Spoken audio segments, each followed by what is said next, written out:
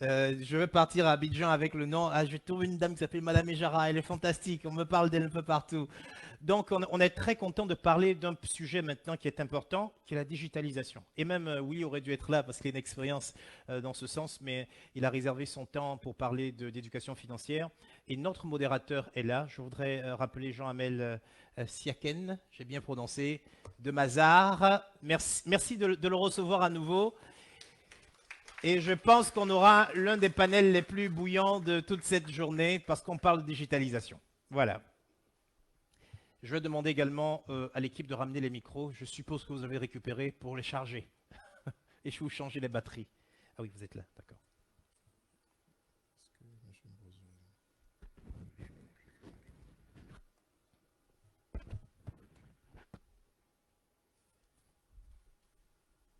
Une fois de plus, bonsoir. Ben, peut-être on a gardé le meilleur pour la fin. On va voir. Donc, le thème qui nous appelle encore ici aujourd'hui, c'est la On va passer devant lui. digitalisation des instruments Je vous ai fait financiers, retourner. Il y a une deux nouvelle ère autres. qui se dessine. You J'aimerais just put it commencer on the mon first propos page of peut-être en the thing. posant une question assez simple le temps que les micros arrivent. C'est finalement, est-ce que si tout le monde a accès au marché financier via son téléphone, est-ce qu'on pourra vraiment acheter nos produits? Peut-être, je ne sais pas, hein. Les panélistes vont essayer de répondre à cette question. Une autre question, c'est de dire, aujourd'hui, nous avons Orange Money, MTN Money et les autres établissements de paiement qui se sont installés, qui sont des fintech, où les opérations se font par le téléphone. Ça marche bien. C'est apparu chez nous il y a moins de 5 à 10 ans. C'est un succès. Près de 80% de tous ceux qui ont les comptes bancaires ont les Orange Money ou les MTN Mobile Money, c'est très bien. La question, c'est comment on fait pour dupliquer le même modèle du marché bancaire ou du marché des EMF sur le marché financier. La crypto-monnaie, c'est un très grand succès. C'est interdit, tant mieux. Peut-être pas tant mieux, je ne sais pas. Donc, quel serait l'impact finalement de la transformation numérique sur notre marché des capitaux? Et alors, il faut préciser que le marché des capitaux en zone CEMAC, c'est le marché financier plus le marché monétaire. Le marché monétaire étant le marché des États, le marché financier étant effectivement celui de la bourse où on échange les actions et les obligations.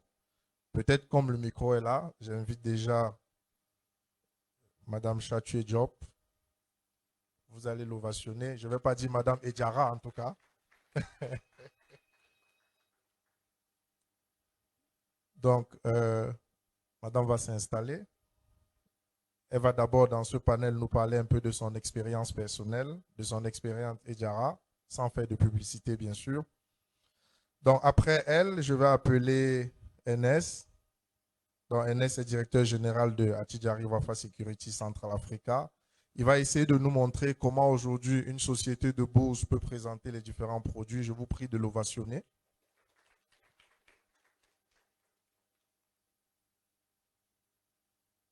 Alors, après eux, il y avait deux autres personnes.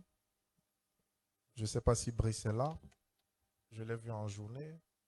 Peut-être qu'elle n'est pas revenue. C'est pas grave.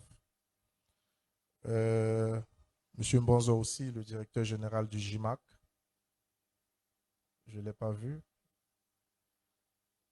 Bon. Euh, Willy, ben, je te propose de compléter le panel, hein.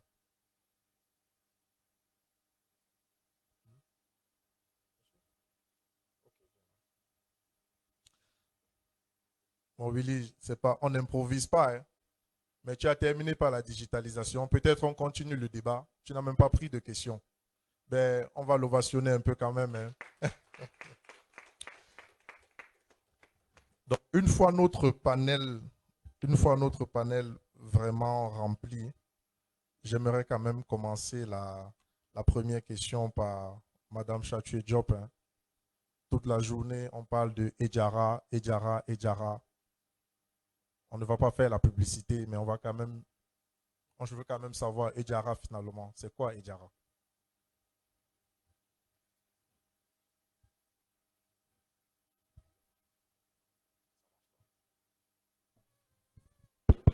C'est bon. Oui. Bonjour à tous, bonjour aux modérateurs. Merci. Merci, mesdames et messieurs, d'avoir été patients parce que c'est le dernier panel. Tout le monde est fatigué. Je précise qu'aujourd'hui, je viens sous la casquette Makeda Asset Management, donc un acteur, une société de gestion de portefeuille régulée par la COSUMAF, mais qui appartient au groupe Ejara. Et en fait, Ejara, c'est une fintech qui aspire à démocratiser l'accès à l'investissement et à l'épargne au travers d'une application mobile. Et ça fait quelques semaines qu'on a mené justement ce premier pilote de démocratisation de notre marché monétaire sur les obligations du Trésor public du Tchad, par exemple, qui sont aujourd'hui accessibles à tous les Sémassiens, parce que Ijara est déployé dans 9 pays en Afrique francophone, plus à l'étranger, et à partir de 1000 francs CFA. Parce que d'ailleurs, Willy a fait un état des lieux des points de friction qui faisaient que le marché n'était pas attractif. Cette accessibilité prix, cette accessibilité entrée et sortie de la liquidité, on a fait les mêmes constats. Donc, quand on a designé ce pilote et le produit d'épargne, c'est comme ça qu'on l'appelle, pour justement être près des populations. Parce que si on parlait tout de suite de jargon financier en mettant en avant que c'est une obligation du trésor assimilée, ça allait devenir complexe. Donc, on a juste expliqué c'est un produit d'épargne. Ça vous rapporte X% par an. La maturité, c'est 2 ans. Donc, vous pouvez sortir au bout de 2 ans avec tous vos gains. Si vous sortez avant, vous cassez un peu la promesse d'engagement, mais on vous laisse sortir avec votre capital. Par contre, vous renoncez à toute ou partie des intérêts accumulés et c'est fair game. Donc, ça fait quelques semaines, pas beaucoup, mais quand je regarde les chiffres et quand je regarde les façons de consommer le produit des Sémassiens, ça donne de belles perspectives et on apprend énormément. Donc, j'ai bien compris que Ejara, peut-être l'assistance aussi, c'est un produit fintech où on investit, c'est gestion d'actifs ou c'est gestion, ou bien c'est société de bourse. Donc, c'est gestion d'actifs. Donc, on constitue un panel d'actifs. En fait, ce qu'on propose via Ijara, on n'a pas voulu complexifier la donne. Donc, en fait, quand le client, quand il télécharge l'application et qu'il arrive sur le produit d'épargne, il a le choix entre plusieurs produits et c'est lui qui choisit. Donc, il n'y a pas une sorte de gestion d'actifs. Il choisit finalement, est-ce que je place sur l'OTA du Tchad, du Congo ou du Cameroun. Donc, il n'y a pas un panier, ce n'est pas un fonds commun de placement qui lui est proposé parce que là, c'était une complexité supérieure. C'est vraiment, voilà, je m'intéresse à cela. Et l'idée finalement derrière, c'est de se dire, et on n'en a peut-être pas assez parlé, quelqu'un l'a évoqué dans le panel précédent, au-delà de cette notion de gain, il faut sensibiliser nos populations sur le fait que cette dette de l'État sert à financer des infrastructures qu'on utilise, sert à construire des routes, des écoles, des hôpitaux, et c'est dans toutes nos communications finalement sur les réseaux sociaux, avec les clients en direct, on met souvent cela en avant et on prend le pari que demain, quand il y aura de disponibles plusieurs types de titres, que ce soit Cameroun de plusieurs pays, et que finalement les pays et les trésors publics et les sociétés demain, quand il y aura des actions qui joueront le jeu de la transparence, de l'information, d'expliquer à quoi servent les fonds, comment elles servent, pourront avoir plus d'attractivité de la part des petits porteurs et ça montrera aux autres que finalement faire le jeu de la transparence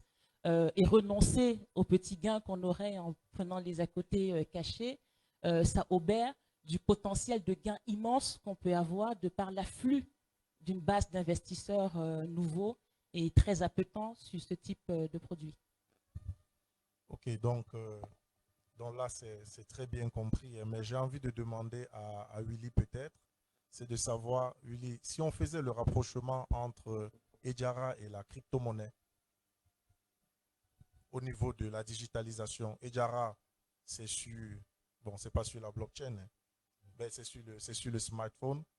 Tu peux te connecter tout de suite, tu achètes, tu peux revendre aussi. Bref, tu peux sortir. Donc, tu peux revendre comme celui dans une crypto. Willy, est-ce qu'on peut faire le lien entre Ejara et une crypto-monnaie? Pas au niveau du revenu, pas au niveau du couple risque-rentabilité, juste au niveau de la digitalisation, hein. Alors, l'avantage qu'ont les deux produits, c'est d'être accessible à partir d'un téléphone, déjà. Et c'est bel et bien l'objectif visé par la digitalisation, de permettre aux gens de ne plus avoir à se déplacer pour pouvoir faire leurs opérations. C'est là qu'intervient le parallèle que moi je perçois entre ce que propose Ijara et la crypto. Pour le reste, je pense que c'est des architectures de produits complètement différents, puisque pour les produits proposés, en tout cas par Ijara sur sa plateforme, nous parlons bien de produits qui sont régulés au niveau de notre marché. Nous parlons de produits monétaires et peut-être aussi des actions. Nelly, je ne sais pas si... Et des actions. Donc, c'est les produits que vous avez au niveau de notre marché, donc qui appartiennent bien à notre écosystème, qui sont juste proposés suivant une formule digitale, donc qui permet aux gens de pouvoir y avoir accès sans avoir à se déplacer. Donc, c'est le parallèle que je fais d'ici, en tout cas de loin. Bon, peut-être Ernest, je viens à toi maintenant. Nous parlons de digitalisation. Tu es directeur général d'une société de bourse. Nous faisons la cotation aujourd'hui au fixing. On ne peut pas, dans ces conditions, parler vraiment de digitalisation. Ce serait compliqué. À ton avis, qu'est-ce qui peut bloquer la digitalisation aujourd'hui de notre marché, surtout sur l'aspect vraiment fixing et tout ça? Donc aujourd'hui, société de bourse, digitalisation, est-ce que ça te parle? Est-ce qu'on peut arriver à cette digitalisation? Je peux répondre tout de suite oui. Et puis je pose le micro en fait. Non, ne pose pas le micro, il faut justifier. Non, parce qu'après, bon, je veux dire, enfin, moi j'aime souvent dire qu'il faut être pragmatique, il faut être réaliste, il ne faut pas trop fantasmer. La digitalisation, en tout cas pour moi, au final, ce n'est qu'un canal. En fait, comme l'a dit Willy tout à l'heure, en fait, c'est un canal qui permet de faciliter l'accessibilité d'un produit à un consommateur final par la technologie.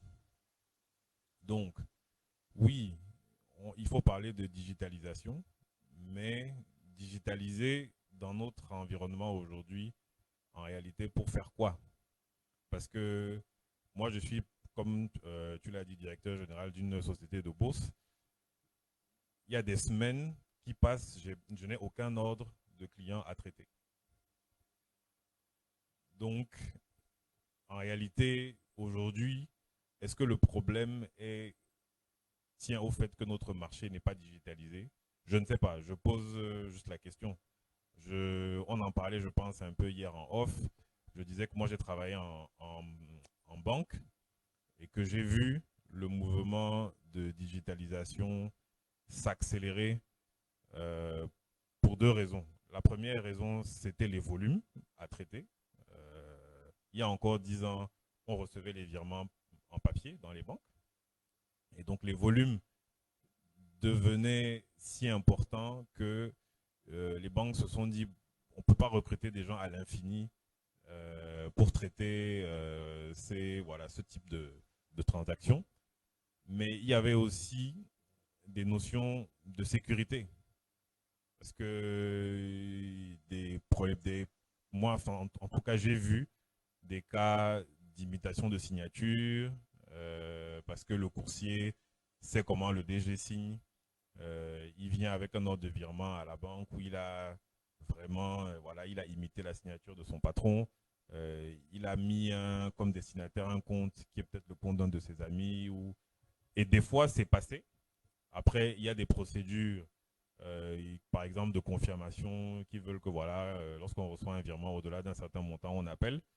Et au final, les banques se sont dit, peut-être qu'il vaut mieux mettre à la disposition de nos clients des moyens aussi qui permettent de traiter les opérations de manière sécurisé.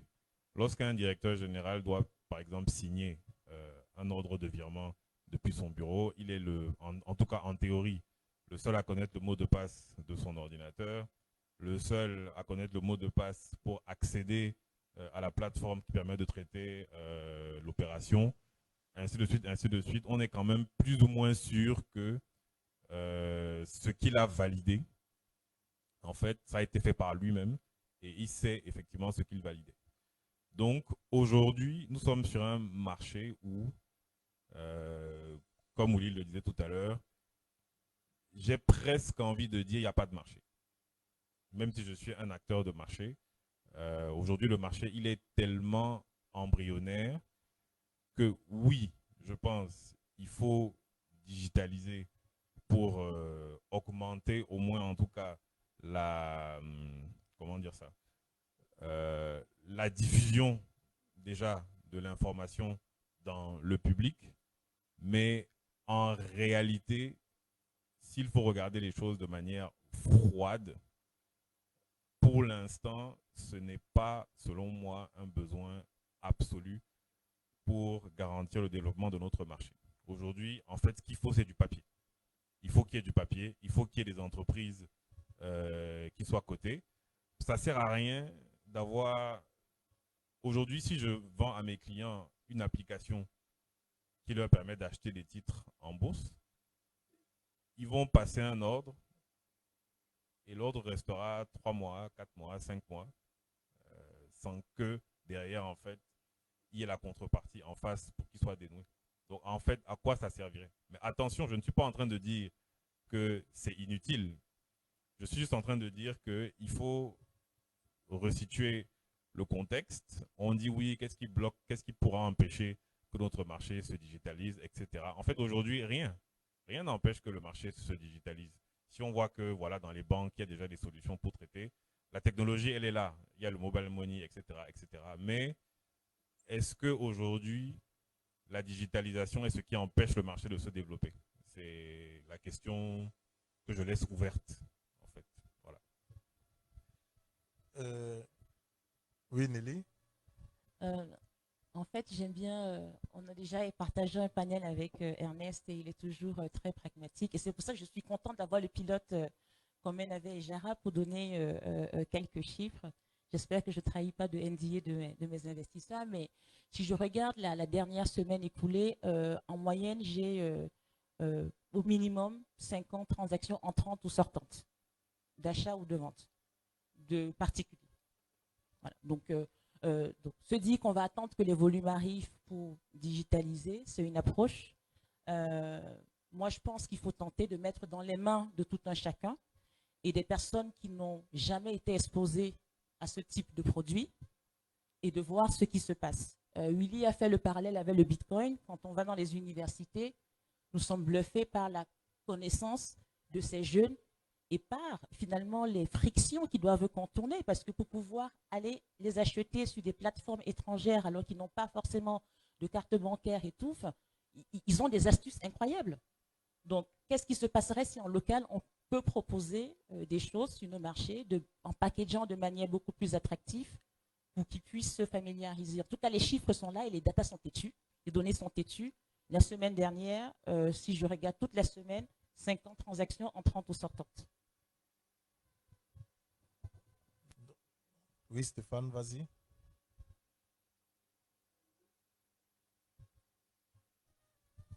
Oui, si je peux ajouter quelque chose en allant dans le même sens que M. Pou, c'est pour dire, lorsqu'on parle du développement du marché financier ou du marché des capitaux en général et qu'on le met à côté du phénomène de digitalisation, il faut voir les différents pôles d'acteurs. La problématique soulevée par M. Pou interpelle ici le pôle émetteur. Et je pense que le précédent panel a abordé des questions qui permettraient d'attirer beaucoup plus d'investisseurs sur le marché. Maintenant, lorsqu'on parle de digitalisation, je pense qu'on va beaucoup plus regarder du côté interaction avec la clientèle et du côté inclusion financière, parce que c'est dans ce sens-là que la digitalisation peut permettre non seulement de toucher une plus large partie de la population, mais aussi de permettre à ceux qui sont exclus, que ce soit pour des raisons géographiques ou des raisons de faiblesse de leurs revenus, d'accéder au marché. Willy, j'aimerais quand même te poser la question. Dans ta présentation de tout à l'heure, tu nous as donné l'expérience de la régionale où effectivement on pouvait souscrire directement via les mobile money. J'ai envie de te demander, si on peut faire les souscriptions via les Orange Money, pourquoi on ne peut pas arriver à la vente aussi par Orange Money finalement? Est-ce que c'est de dire, oui, le marché n'est pas peut-être liquide, le marché n'est pas profond, le marché n'a pas tout ça? On oublie un peu la digitalisation comme Enes dit.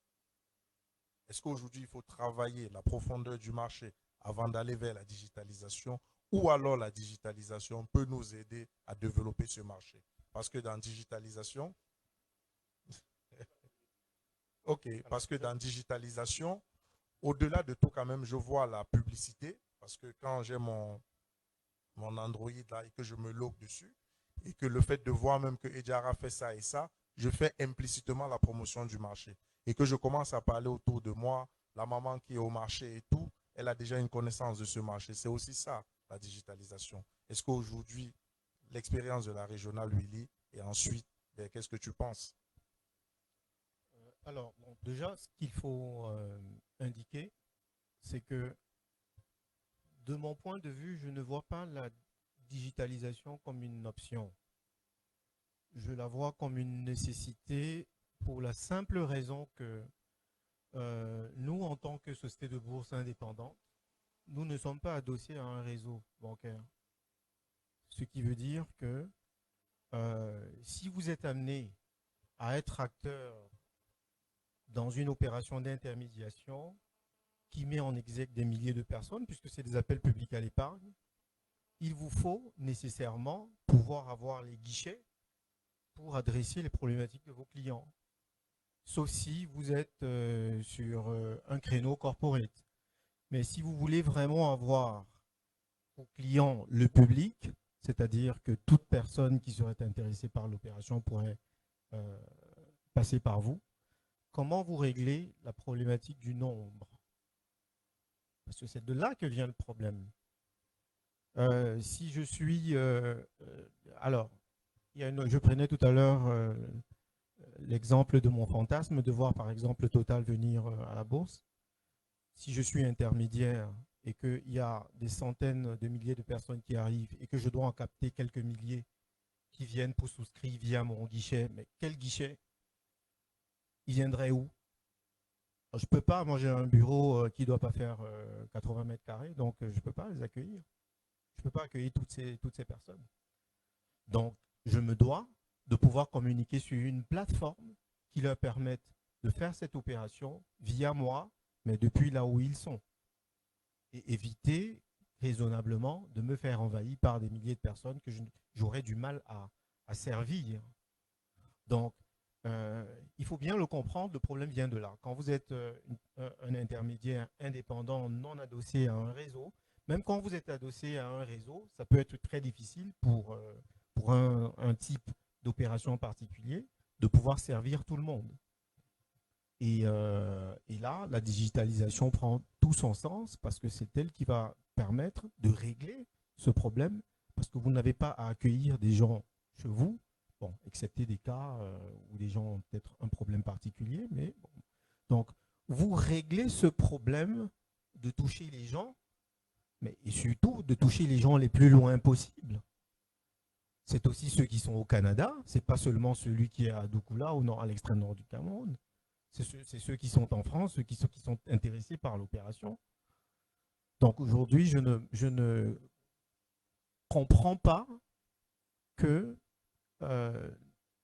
on n'ait pas la digitalisation comme ne serait-ce que projet, parce que pour moi, c'est une nécessité qui, de mon point de vue, est extrêmement importante.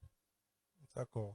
Donc, Ernest, je reviens encore à toi hein, pour te demander, tout le monde demande aujourd'hui une interconnexion, par exemple avec la BRVM, où les Sémassiens veulent acheter les titres directement sur la BRVM. Est-ce que finalement, tu n'as pas le sentiment que c'est parce qu'ils n'arrivent pas à toucher les titres ici qu'ils veulent les titres de la BRVM? Je vais encore redire les mêmes choses. Et je vais peut-être reclarifier. Moi, je n'ai pas dit qu'il ne faut pas digitaliser. Je dis la digitalisation vient répondre justement à une problématique. On va avoir, comme il a dit tout à l'heure, je sais pas, 1000 personnes qui veulent souscrire à une éventuelle action totale qui serait émise. Il va se poser le problème de savoir comment est-ce que je gère. Mais ce que je voulais dire, c'est que justement, c'est parce que le problème va se poser qu'on va essayer d'imaginer des solutions en fait pour faciliter justement le traitement. C'est dans ce sens-là en fait que je m'exprimais tout à l'heure pour dire que en réalité, qu'est-ce qui empêche la digitalisation du marché aujourd'hui? En fait, rien.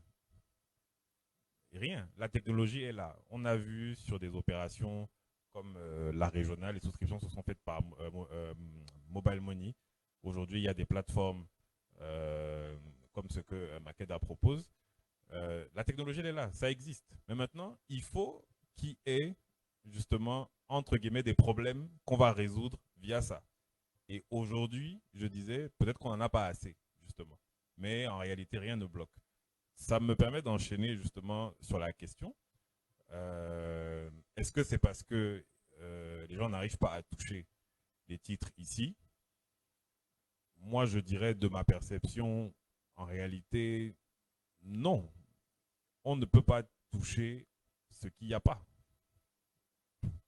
En réalité, attends, je te coupe un peu. Hein. C'est très, non, c'est très clair. Je parle parce que vous nous avez invités sur des panels pour qu'on vous fasse le retour terrain. On a des clients tous les jours.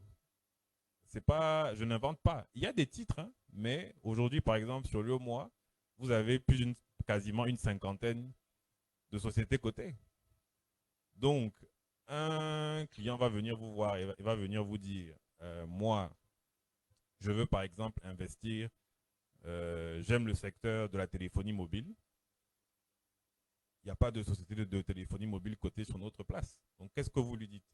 Il va dire, ah, mais moi, je vois Sonatel de l'autre côté, je vois MTN, je vois Orange. J'aimerais bien pouvoir... En fait, c'est la demande de pouvoir investir de l'autre côté tient au fait que, en fait, chez nous, il n'y a pas assez de choix, en réalité. Maintenant, ce n'est pas parce qu'ils veulent qu'ils peuvent et que la digitalisation va venir résoudre le problème. Parce que comme je dis, la digitalisation, au final, n'est qu'un moyen qui permet, en fait, de faire circuler le produit, l'argent, les valeurs, etc. Il y a encore, pour des situations comme ça, où on est dans deux zones monétaires, des problématiques de réglementation de change. Ce n'est pas parce que demain, je pourrais proposer sur une plateforme digitale à mon client d'acheter des valeurs en Côte d'Ivoire ou au Sénégal, qu'il pourra le faire si derrière, en fait, la banque centrale n'est pas embarquée justement pour faciliter en fait la circulation des fonds. Donc la digitalisation effectivement serait une première étape, bien sûr, pour au moins, c'est une forme, ça faciliterait déjà ne serait-ce que le présentoir, que les gens puissent savoir que voilà, ça existe, ça existe, ça existe. Mais maintenant derrière, voilà, il faut qu'il y ait tout un écosystème qui viennent également accompagner cela pour permettre que, au final, en fait, la digitalisation aide à ce que la réalité arrive. Voilà, c'est ce que je pourrais dire. D'accord, je l'ai bien compris. Stéphane, je viens maintenant à toi. Oui, aujourd'hui, tout le monde veut aller sur le marché de l'UEMOA parce que c'est environ 50 valeurs. Sur notre marché, nous avons moins de 10 valeurs. L'avantage de l'UEMOA aussi serait qu'à travers ton téléphone, tu peux prendre une position ou acheter des actions sur ce marché. C'est quand même facile, tu ne peux pas te déplacer. Aujourd'hui, si je suis à Garoua et que je vais acheter ou vendre mes actions, je dois prendre un vol qui vient ici et il y a des frais. Ou à la limite, je ne sais pas si les sociétés de bourse ont mis en place quelque chose pour faciliter ce type de procédé. Si je suis par exemple à EBBIN, lui dit tu secoues la tête. Donc si je suis par exemple à EBBIN aujourd'hui et que je veux passer un ordre et que je dois passer les ordres chaque semaine, il y a quand même des frais alors que sur mon téléphone, c'est assez simple. Donc, Stéphane, j'ai envie de te demander comment on fait pour réduire tout ce genre de barrières? Comment on fait pour réduire ça? Comment on fait pour quelqu'un qui est à Garoua de prendre une position sur ce marché via les sociétés de bourse, pour quelqu'un qui est pas au Gabon, à l'intérieur du Gabon, de prendre une position sur ce marché? Donc, sur la question, je dirais que la solution serait très précisément d'aller vers la digitalisation.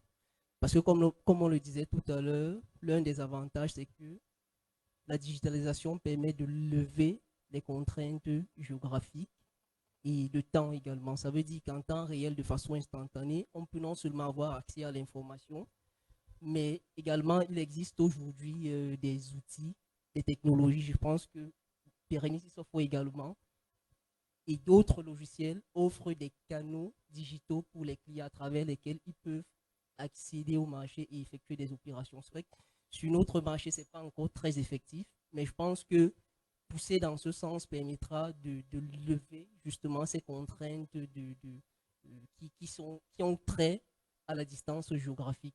Et aussi, le processus de digitalisation a un autre avantage, comme vous l'avez relevé tout à l'heure, c'est qu'il, concernant la distance géographique, il peut éventuellement permettre d'accéder à d'autres marchés à l'international.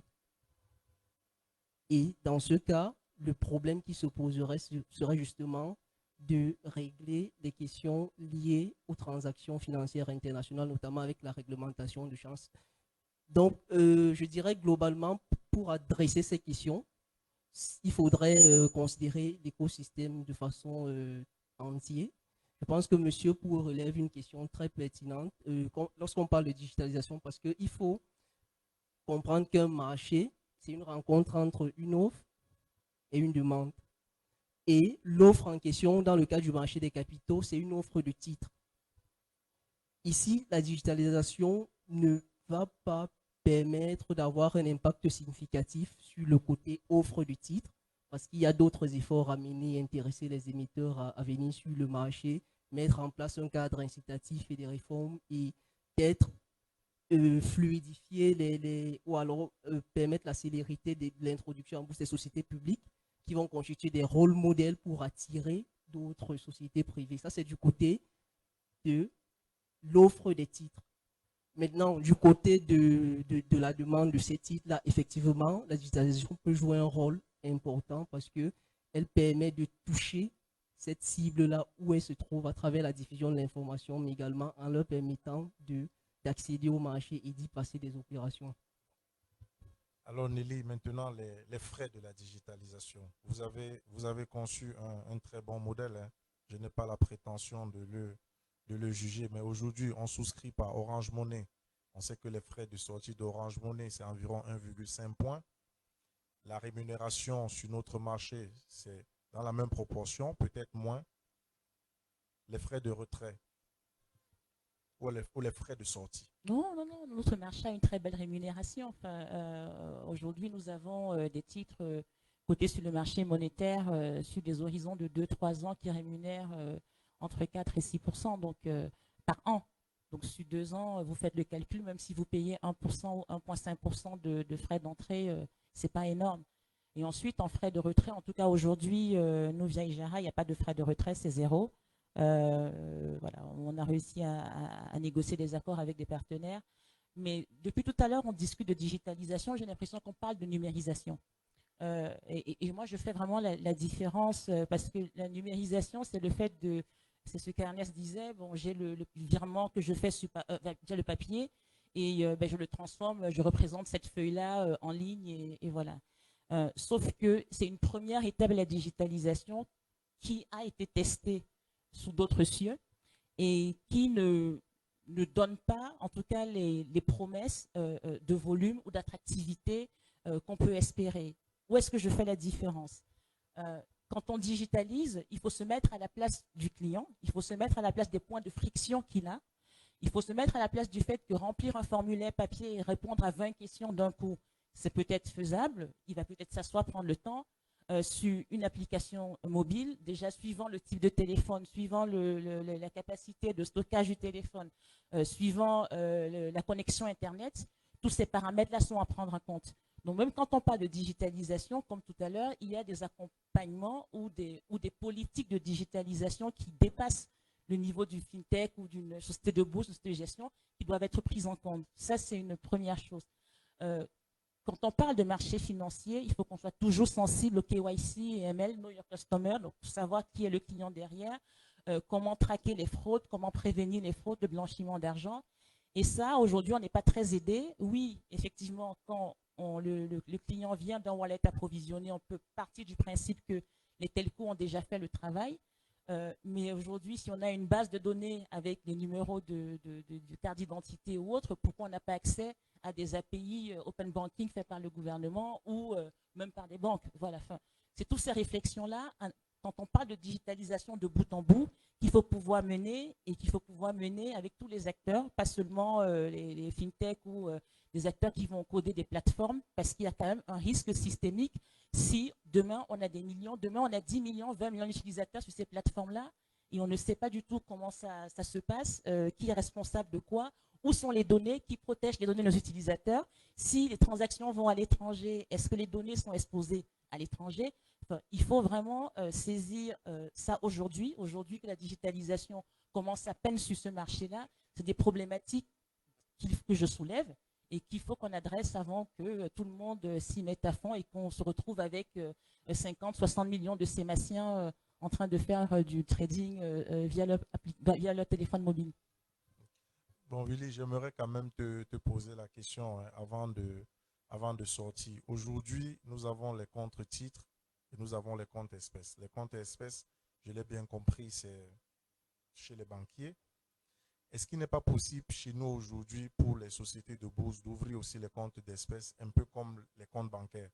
Donc, c'est de rencontrer peut-être des gens et de leur dire, ben, je suis une société de bourse, ouvrez un compte espèces chez moi. Quand vous allez acheter vos titres, je vais les loger. Ça va permettre aussi la promotion de ce marché. À votre avis, est-ce que ça vous parle? Alors, il y a une précision qui va tout de suite répondre à la question. Un compte titre est à la fois titre et espèce. C'est obligatoire. Donc, ne croyez pas que parce que les sociétés de bourse ne sont pas des banques, alors ce n'est pas des comptes espèces. Quand vous ouvrez un compte titre, vous avez automatiquement une contrepartie espèce parce que votre portefeuille est constitué à la fois des valeurs mobilières que vous achetez et des espèces qui restent. C'est tout ça qui constitue votre portefeuille. Vous provisionnez votre position espèce dans ce compte-là quand vous voulez acheter des actions, par exemple. C'est dans le même compte quand vous veillez vos dividendes. Vous voyez bien que vous êtes obligé d'avoir une contrepartie espèce logée au sein du même compte. Par contre, la question qui se pose, c'est de la conservation des espèces.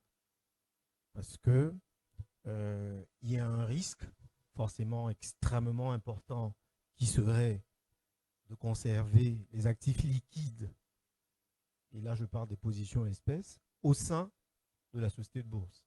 Donc généralement, la société de bourse qui est non bancaire a un compte bancaire où il loge les avoirs espèces de ses clients. Donc c'est un compte miroir qui est logé au sein de la société de bourse, mais d'un point de vue, on va dire, purement juridique, c'est un compte à la fois titre et espèce qui est ouvert aux clients. Voilà, c'est une précision. Peut-être je sors avec Ernest.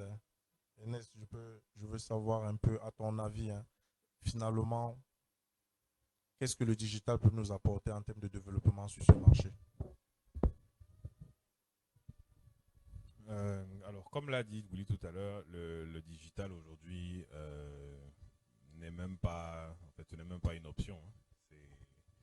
C'est dans l'air du temps et voilà, on doit évoluer avec. Donc, effectivement, qu'est-ce que le digital peut apporter? C'est Stéphane, c'est ça? Voilà, Stéphane disait tout à l'heure que côté émetteur, ça n'apporterait peut-être pas grand-chose, mais on peut nuancer le propos aussi, parce que je peux avoir deux points. Côté émetteur, en général, qu'est-ce qu'on vend à un émetteur qui veut venir sur le marché? C'est de lui dire, le fait de venir vous donne accès à une population d'investisseurs beaucoup plus large que la simple banque ou la compagnie d'assurance, etc. Et donc, je pense que, justement, parce que la digitalisation va permettre de toucher, c'était quoi la ville du Sud, là, dont tu parlais tout à l'heure? Non, du coup, là, c'était le Nord. Zobefam, voilà. Parce que grâce à la digitalisation, on va pouvoir toucher également l'investisseur de ce côté-là, l'investisseur de Ebibéin, l'investisseur de Garoua, de Maroua, etc. Je peux venir dire à un émetteur, écoute, le marché aujourd'hui, avec justement les solutions digitales qui existent, peut te permettre de collecter et de capter de l'épargne dans au moins 50 villes voilà, de la CEMAC sans que tu n'aies besoin d'aller te déplacer là-bas et de faire des roadshows là-bas, etc. Donc ça, c'est le premier point. Le deuxième point, et ça, c'est quelque chose qui me vient aussi de l'expérience terrain, nous sommes en train de discuter en ce moment avec une grande entreprise de la place. Et le directeur financier de cette entreprise-là vient de Sierra Leone, je crois. Il était avant en poste en Sierra Leone. Et on lui a expliqué que voilà, vous pouvez vous financer par emprunt obligataire, etc., etc.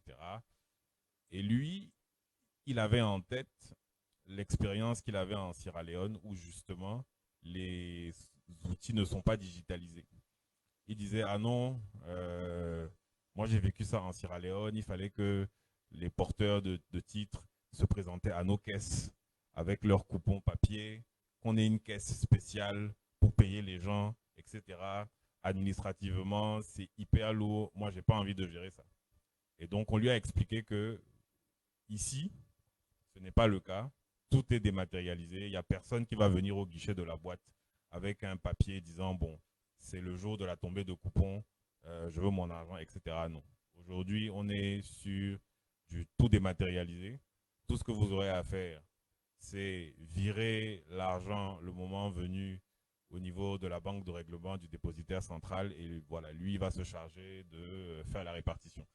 Et donc, là aussi, le fait qu'il y ait cette solution, on va dire, entre guillemets, moderne, dématérialisée, digitalisée, voilà, c'est aussi quelque chose qui peut permettre, côté émetteur, on va dire, de faciliter l'arrivée sur le marché, notamment en leur disant que voilà, on a accès, enfin, ils peuvent avoir accès à une très très large population d'investisseurs.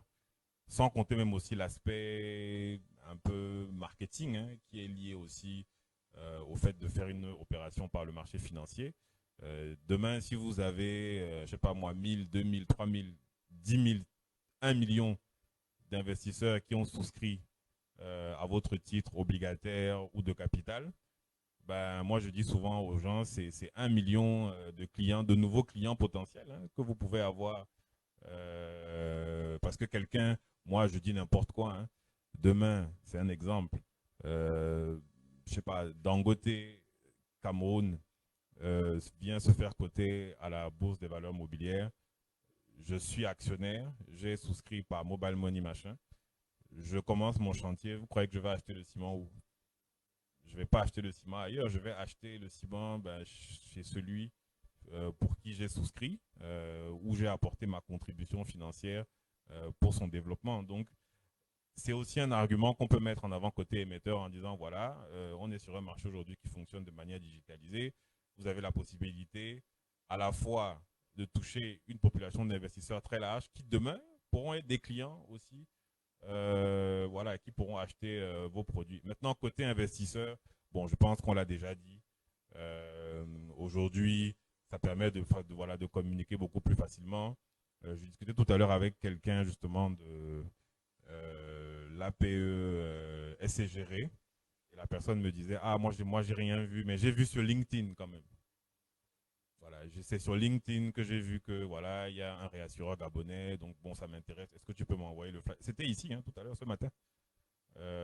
Donc, déjà, justement, pour l'accès à l'information, c'est beaucoup plus facile. Et effectivement, ensuite, maintenant, pour la collecte même, de tout ce qui est souscription, épargne, etc., c'est clair que aujourd'hui, on n'a plus besoin de se déplacer, aller à sa banque, aller ici ou là. Donc voilà, la digitalisation apporte aussi cela. Et donc, je pense que c'est une tendance avec laquelle on ne peut pas, on ne peut pas faire sans. Et comme on dit souvent, en Afrique, on se rend compte qu'on fait des bons, en fait. C'est-à-dire par rapport à ce que, par exemple, en Europe, ils n'ont pas, ou alors en Occident, ils n'ont pas connu le mobile money, tout ça. Et ils trouvent d'ailleurs que c'est quelque chose de génial. On a nos propres réalités qu'on doit pouvoir intégrer dans la manière dont nos marchés fonctionnent. S'il faut regarder l'évolution même de tout ce qui est communication en Occident ou alors en France, ils ont eu le Minitel, tout ça. Nous, on n'a pas eu ça. On est passé du téléphone fixe au mobile directement. Là, on n'a même pas eu le temps de rester suffisamment sur le compte bancaire, qu'on est déjà au compte de monnaie électronique digitale sur nos téléphones. Donc, voilà, l'Afrique crée ses propres réalités et heureusement, justement, avec la technologie, la digitalisation ou la numérisation. Tout à l'heure, ma consoeur a dit qu'il y a une différence. Bon, moi, je ne suis pas un pro de ces choses, mais la technologie, en tout cas, permet effectivement aujourd'hui à nos marchés africains, voilà, de pouvoir fonctionner selon des modèles nouveaux qui sont propres à nos réalités. Voilà ce que je peux dire. Nous allons sortir sur cette belle note, une digitalisation propre à l'Afrique, une digitalisation qui répond à nos réalités. Je vous propose maintenant de prendre quelques questions. Hein. Ben, s'il n'y a pas de questions. Non, il y a une question. On a une question, mais on n'a pas de micro. Merci. Est-ce que vous savez qu'il y a un micro juste à côté de vous? Donc vous n'avez rien perdu.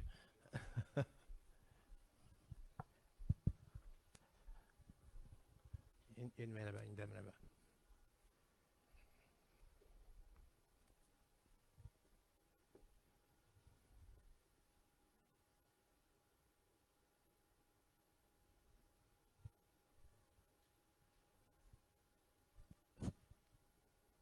Bonsoir à tout le monde. Je me représente encore. Moi, c'est Hélène Frédérica, stagiaire à Union Bank of Cameroun. Si vous me le permettez, j'aimerais apporter une contribution, ensuite poser ma question. Déjà, pour avoir fait des stages dans les banques, surtout dans le secteur du digital, beaucoup plus, dans quelques banques de la place, et pour avoir travaillé dans une entreprise d'intelligence artificielle, j'aimerais apporter une contribution par rapport à votre question, la dame de Naija, si je ne me trompe pas. Ijara, merci. Voilà. Vous avez parlé des problèmes qui pourraient arriver demain si, avec l'application, on se retrouve avec 1 million de souscripteurs, 1 million d'abonnés, etc. Moi, je pense qu'avec l'intelligence artificielle, ce problème peut être résolu. Il y a déjà des moyens pour des personnes ou bien des applications, que ce soit des applications mobiles ou des souscriptions via les ordinateurs portables, de s'inscrire via de s'inscrire en ajoutant de l'empreinte. On peut utiliser l'empreinte digitale du client. Donc ça permet déjà d'identifier qui est le client. Donc il y a l'empreinte digitale. Il peut avoir la signature numérique. Donc ça déjà, ça nous permet de filtrer, de savoir exactement qui fait quoi. Et il y a aussi la reconnaissance faciale. Donc si nous mettons ça, si nous adoptons ça dans nos sur nos applications, nous pourrions identifier clairement qui est le client. Et avec le serveur, le fichier. Si on a un serveur qui est bien, on peut le fichier. Aussi, je ne suis pas d'accord lorsqu'on dit que le digital ne permet pas aujourd'hui d'augmenter les ventes. Moi, je pense que si, parce que nous sommes aujourd'hui, le monde est en train d'évoluer et le monde est très mobile. Les gens se déplacent et la jeunesse est en train de prendre le devant. C'est vrai, on a encore nos parents et tout qui sont là, mais la jeunesse est en train de prendre le devant.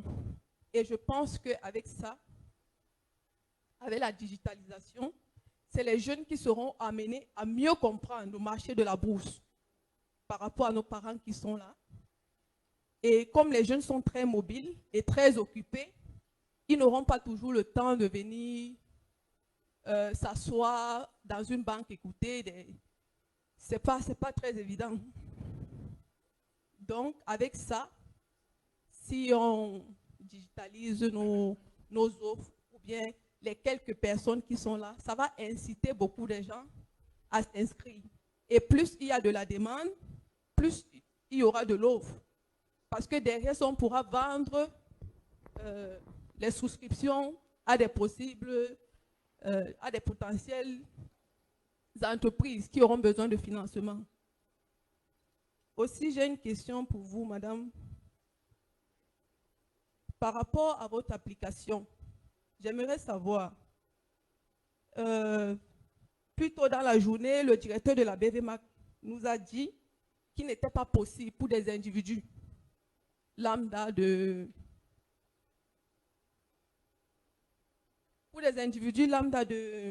souscrire directement sur le marché de la bourse.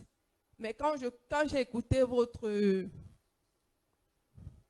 intervention sur votre application, c'est comme si le client peut directement souscrire à des titres. J'aimerais savoir, est-ce que c'est le client qui souscrit directement à des titres ou alors il souscrit via votre plateforme et vous faites le travail en back-end? Excusez-moi, c'est le modérateur qui distribue la parole. Oh, ouais. Non, mais j'ai aimé la question. Hein. Ouais, voilà. Comme si je peux aller directement sans ouvrir de compte, c'est bon. Hein. Ben, Nelly, vas-y. Hein. Bon, déjà, je remercie madame d'avoir évoqué le sujet de l'intelligence artificielle parce qu'on n'a pas eu le temps de se présenter. Dans un passé plutôt récent, sachez que je suis ingénieur en informatique et ma spécialité, c'est l'intelligence artificielle.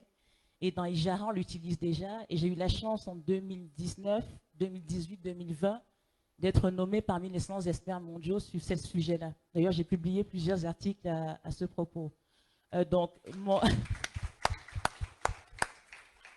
ma précision par rapport au risque systémique des millions d'utilisateurs qui viennent sur la plateforme, ce n'est pas un sujet technologique, c'est un sujet de maîtrise des données. Et quand vous me parlez de reconnaissance faciale, d'empreintes digitales, de données biométriques, j'ai encore plus peur. Parce que ces données, elles sont très sensibles et on ne voudrait pas que les données de nos concitoyens se retrouvent dans des mains dont on ne sait pas ce qu'elles feront avec. Donc c'était vraiment ça mon propos et c'est pour ça que je pense que c'est un sujet à prendre à bras le corps par nos États parce que c'est un sujet très sensible, la protection des données, surtout quand on veut aller vers cette digitalisation, capter des millions et des millions d'utilisateurs via le marché financier. Ensuite, sur votre deuxième question, elle est très pertinente et vous n'aurez pas ignoré que sur la présentation, je suis Makeda Asset Management. Donc, Ijara, c'est un canal de distribution. Et d'ailleurs, Ijara est ouvert à tous mes collègues et on en parle avec quelques-uns qui ont des produits aussi qui peuvent souhaiter distribuer via la plateforme Ijara. Makeda Asset Management, c'est le gestionnaire d'actifs. Donc, voilà. Donc, c'est comme ça qu'on fait le parallèle entre les clients qui vont sur la plateforme de distribution, qui ont accès à des actifs, qui sont dans le back-end, comme vous le dites, gérés par des gestionnaires d'actifs régulés et demain peut-être des banques ou d'autres sociétés de bourse qui veulent proposer leurs actifs via cette plateforme-là. Peut-être une autre question? Oui. Oui, le temps que le micro arrive. Le KYC, c'est quand je finis mon KYC, je suis déjà dans la plateforme, c'est une fois pour toutes, c'est ça?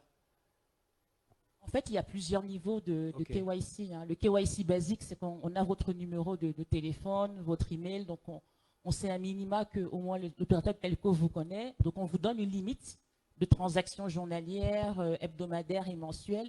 Si vous voulez aller au-delà de la limite, vous aurez besoin de soumettre la pièce d'identité, le selfie. Enfin, si vous voulez encore aller au-delà, la preuve de fond, la localisation, voilà, il y a vraiment des étapes et c'est un peu le même système qu'adoptent tous les intermédiaires de marché d'intermédiaires financiers, quoi.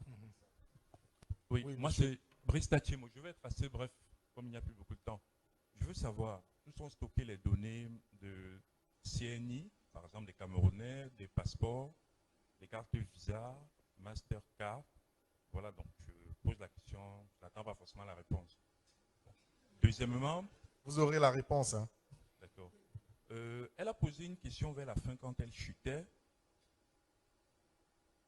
qui était à la base ma question, quoi. J'ai juste posé la question sur la CNI, parce que vous avez mis en avant la confidentialité des données.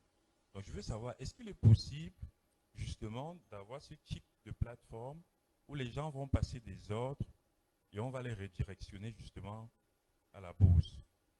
Si oui, est-ce que pour faire ça, c'est exclusivement les sociétés de bourse qui peuvent le faire, ou alors une entreprise peut le faire, travailler avec la bourse, ou il faut passer par les sociétés de bourse? Donc, je ne sais pas si ma question... Voilà quoi, merci.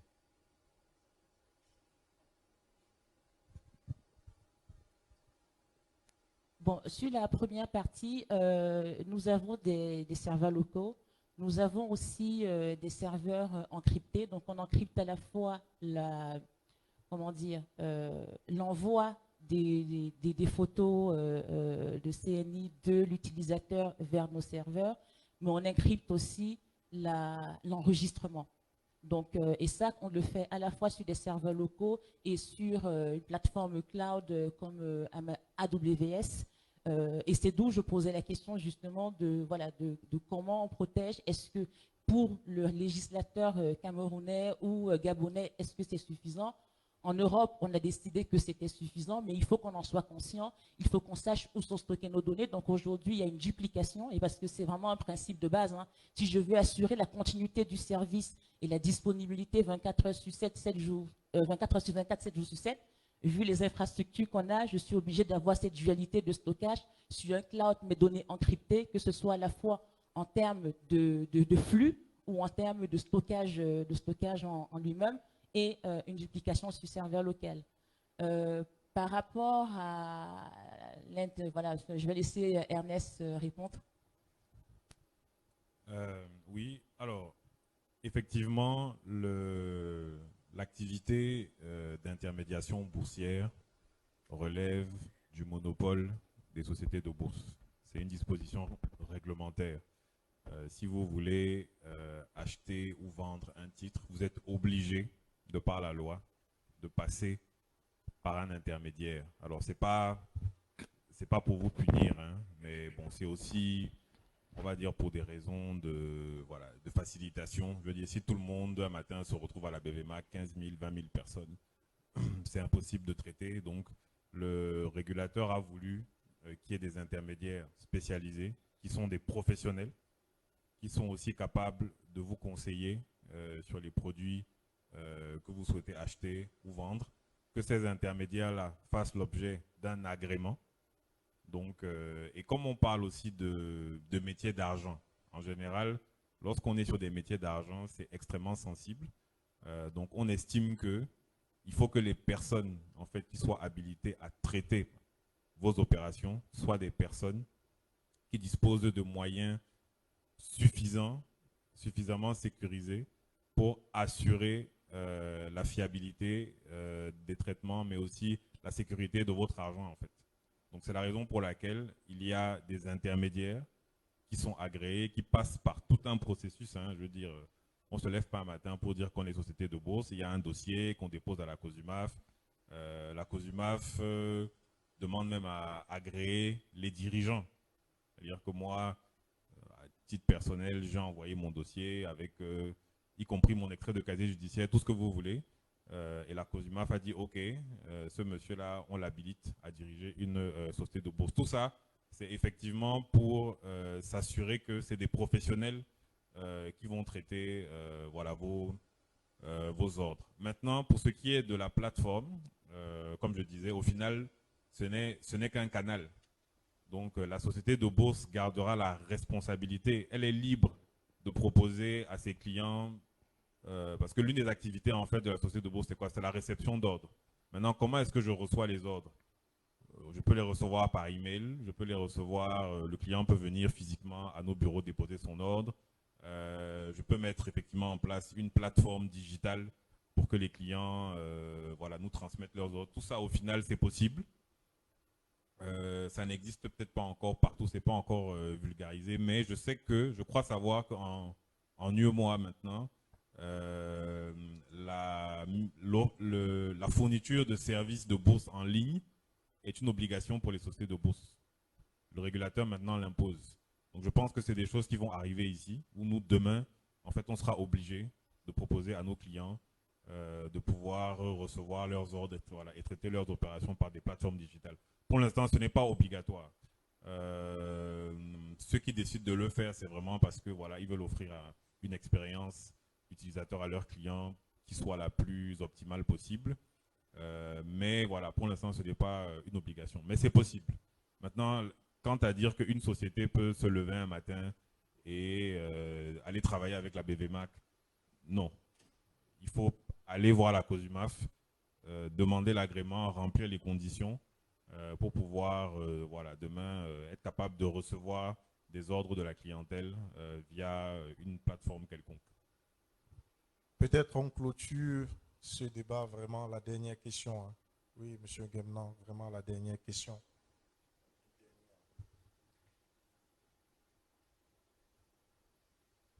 Vraiment, M. Guémenon, très bref, une minute. Oui, hein. oui.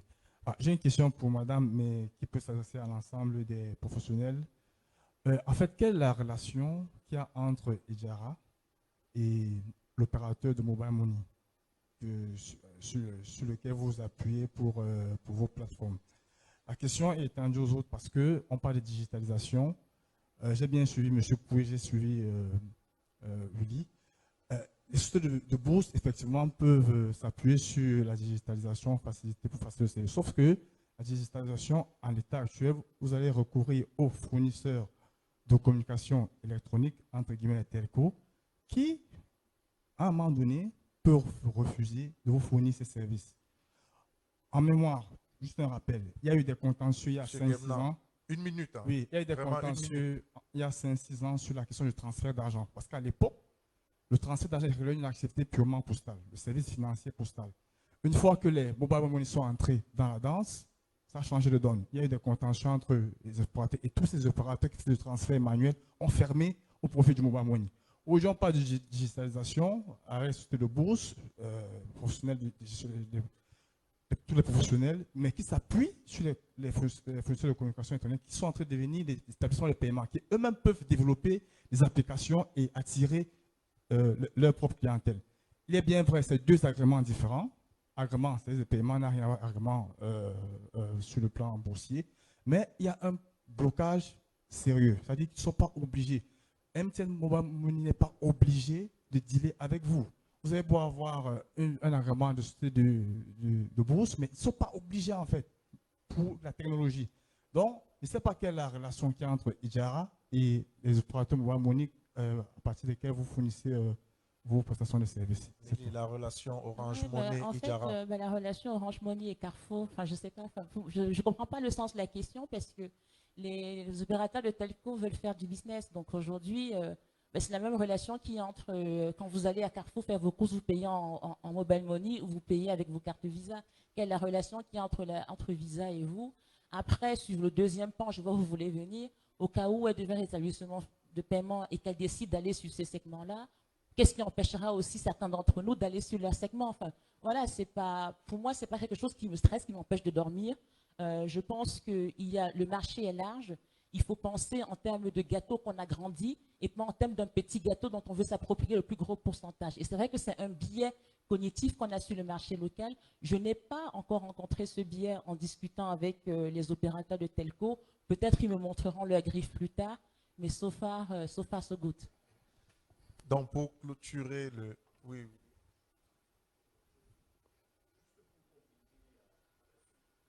Juste pour compléter vraiment la suite de ce que Nelly a indiqué, c'est un code marchand fait, c'est un code marchand, c'est exactement un code marchand comme celui que vous avez dans tous les commerces.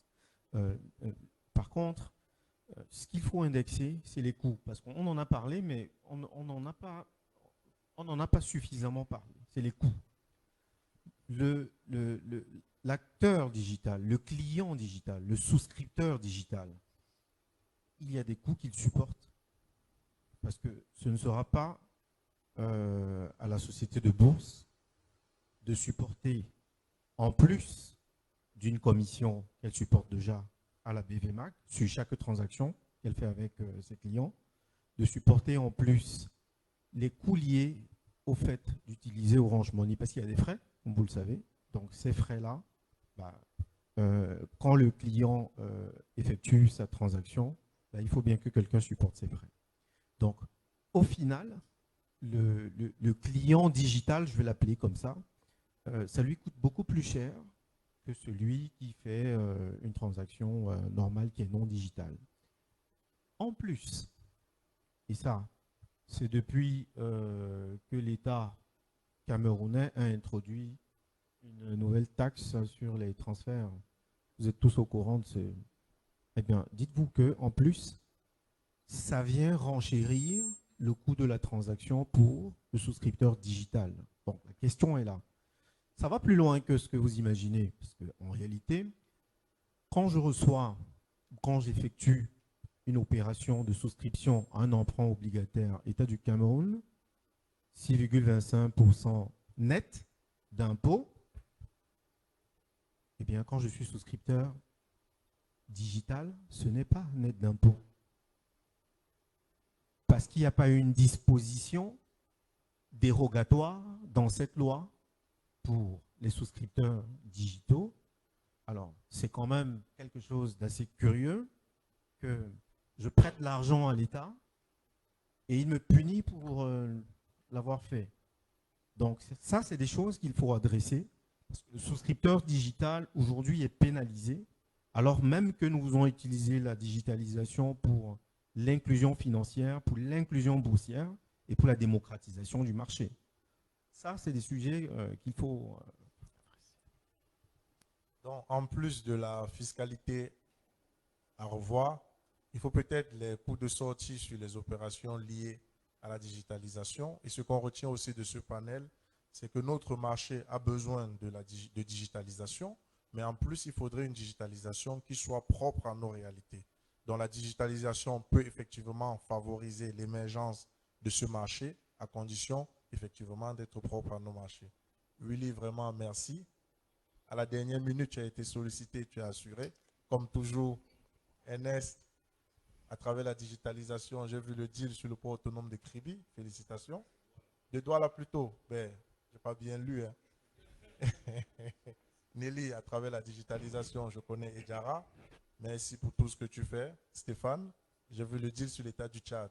Ben, je vous dis merci et à bientôt. Salutations à notre modérateur.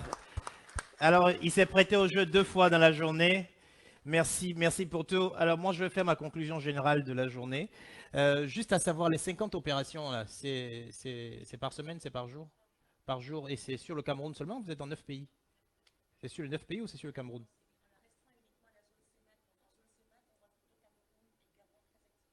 D'accord, très bien. Mesdames et messieurs, vous restez sur place, on aura les photos de famille, tout ça. Je fais une petite note sur ma journée ici, et donc comme elle est écrite, je vais en profiter pour la lire. Douala, 23 novembre 2022. Si la dynamique observée sur le marché financier de l'Afrique centrale se poursuit, le marché de la BVMAC va exploser. Depuis 2019, le nombre des sociétés de bourse a bondi, on est passé de 3 à 21. La réglementation a fait un bond de géant, les actifs numériques sont reconnus, on a autorisé les FCP immobiliers et les asset managers peuvent même faire du private equity. Je vous regarde, si je me trompe, quelqu'un me corrige. En outre, au Cameroun, le pays a légiféré en faveur d'un agrément de crowdfunding. La base est là et l'espoir est permis. Au final, il faut trouver les fonds de financer massivement les réformes de la BVMAC. Ces réformes doivent se faire le plus rapidement possible. Par exemple, la bourse de l'Afrique centrale doit encore passer du fixing à la cotation en continu. passer de 3 jours de cotation à 5 jours et lancer la bourse en ligne ainsi que booster l'éducation financière. Les signaux, mesdames et messieurs, sont au vert, mais les dernières pesanteurs doivent encore être levées. Ces pesanteurs sont d'ordre culturel, financier, réglementaire, mais à vue d'œil, tout va déjà vite, très vite. Mesdames et messieurs, merci. Je vais vous garder sur place. Alors, c'est le regard que j'ai eu sur la journée sur le marché. Il veut faire une précision, alors on va corriger ça rapidement. C'est juste une précision. Hein. Je pense que le nombre de sociétés de bourse, ce n'est pas 3 en 2019. Hein. Ça doit être 13 ou 14. Je n'ai pas le chiffre exact. La deuxième chose. Exact. Donc, de 12 à 22. De 2012 à 2022. C'est sur 10 ans que ça a fait ce bond, en fait. D'accord. La deuxième chose, c'est quand même de préciser par rapport aux actifs numériques qu'en zone CEMAC, actifs numériques hors crypto-monnaie. Parce que sur d'autres marchés, quand on dit actifs numériques, on voit crypto-monnaie. Donc, dans la zone CEMAC, actifs numériques, c'est les actifs financiers numériques, pas les actifs monétaires. En tout cas, dans le texte, c'est actifs numériques, non? Voilà. Je m'en tiens à ça. Merci pour tout. Peut-être, M. Kofi, aussi une petite précision sur ma conclusion. C'est officiel, on est en ligne, donc il faut tout corriger. C'est juste à ajouter que le crowdfunding, c'est par réglementation Cameroun, hein, c'est CEMAC. Très bien. Merci pour tout. À présent, je vais dire merci à One Africa et à Perenity Software qui accompagnent ces discussions, qui les soutient, qui est présent. Et je voudrais dire merci au président qui est avec nous, Omar Oualine. Vous êtes invité à prendre la parole pour votre mot de conclusion. Merci de le recevoir. Non, donc vous restez, tout le monde reste sur place.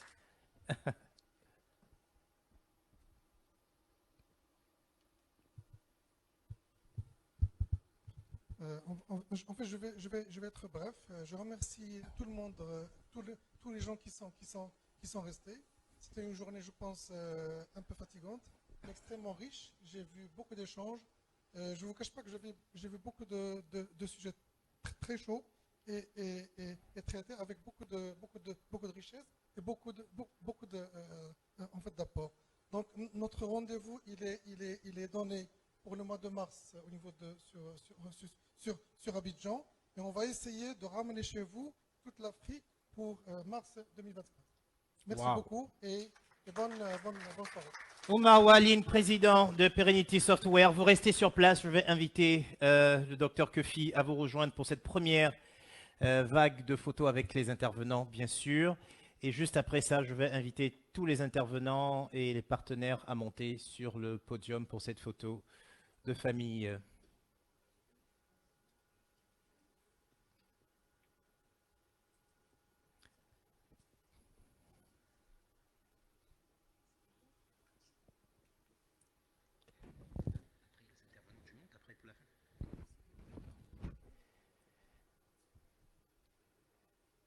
Merci. C'est bon, le photographe. Vous restez sur place. J'appelle tous les autres modérateurs qui ont été avec nous aujourd'hui. J'invite également les speakers, les intervenants qui étaient là. On va se faire une grande photo de famille. Moi aussi, je vais monter, bien sûr. Donc, vous êtes priés de bien vouloir nous rejoindre. Et puis, bien sûr, à tous les participants, sans vous, les échanges n'auraient pas été aussi fructueux et intéressants. Souvent, des questions auxquelles on ne s'attendait pas. Il y a des belles questions, mais les personnes qui les ont posées ne sont pas là ce soir. Merci. Et puis, merci à ceux qui sont encore là avec nous. Il y avait tout à l'heure une pause café. Donc, j'ai squeezé pour qu'on puisse faire le dernier panel. J'espère, j'aurais voulu vous inviter au dîner, mais j'espère que la pause café est encore ouverte et que juste après, on pourra la prendre. Ah oui, One Team. One Africa Team. Quand je suis là.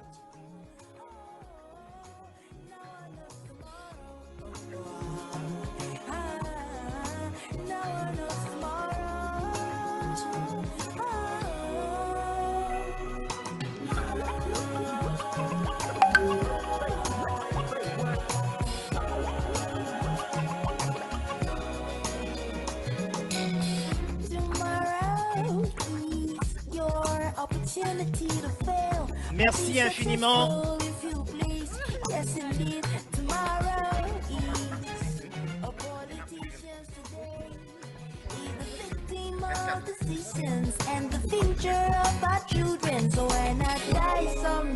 Merci, merci, merci infiniment.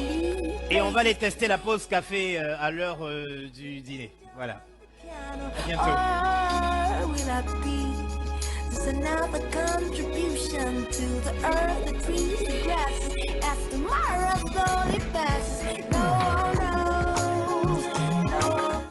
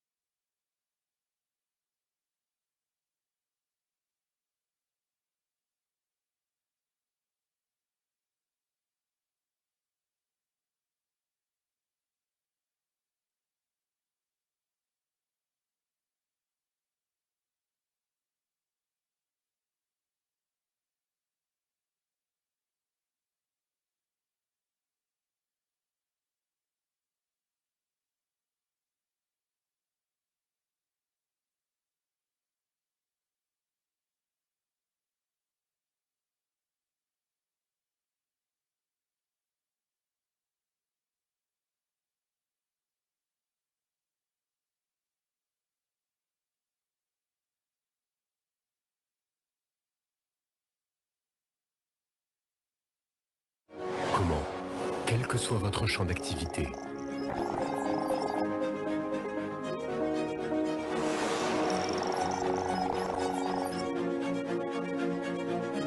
nous avons développé pour vous des solutions fiables qui combinent efficacité et souplesse, couvrant l'ensemble de vos processus métiers pour garantir l'excellence professionnelle et l'optimisation de votre performance opérationnelle. Tout ceci à travers des modules homogènes et finement conçus pour répondre à vos besoins. La solution Manar offre une intégration front-to-back globale pour des stratégies précises et réfléchies.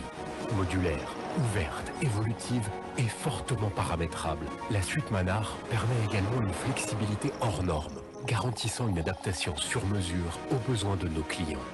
Nous mettons également à disposition de nos partenaires l'expertise et l'accompagnement sans faille de nos équipes, composées de directeurs de projet, chefs de projet et de consultants technico-fonctionnels, tous mobilisés pour répondre aux besoins de nos clients autour de 3 volets principaux. Leader sur le marché national et régional, avec des références clés sur les zones UEMOA et CEMAC. Notre ambition est de consolider et développer notre leadership.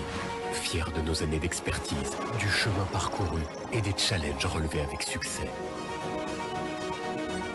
Chez Perenity Software, notre regard reste toujours tourné vers l'avenir.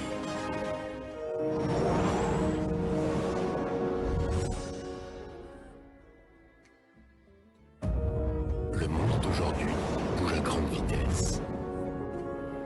Des projets prennent vie, des business évoluent et grandissent. Chez Perenity Software, nous nous sommes donnés pour mission d'accompagner nos clients en garantissant la réussite et la pérennité de leurs projets. Comment, quel que soit votre champ d'activité,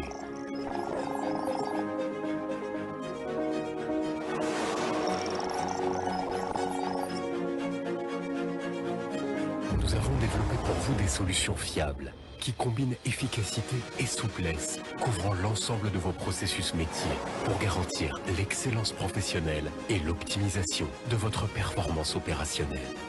Tout ceci à travers des modules homogènes et finement conçus pour répondre à vos besoins.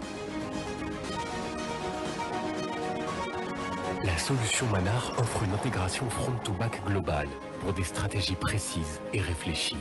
Modulaire, ouverte, évolutive et fortement paramétrable, la suite Manar permet également une flexibilité hors norme, garantissant une adaptation sur mesure aux besoins de nos clients. Nous mettons également à disposition de nos partenaires l'expertise et l'accompagnement sans faille de nos équipes, composées de directeurs de projet, chefs de projet et de consultants technico-fonctionnels, tous mobilisés pour répondre aux besoins de nos clients autour de 3 volets principaux. Leader sur le marché national et régional, avec des références clés sur les zones UEMOA et CEMAC. Notre ambition est de consolider et développer notre leadership. Fiers de nos années d'expertise, du chemin parcouru et des challenges relevés avec succès. Chez Chez Perenity Software, notre regard reste toujours tourné vers l'avenir.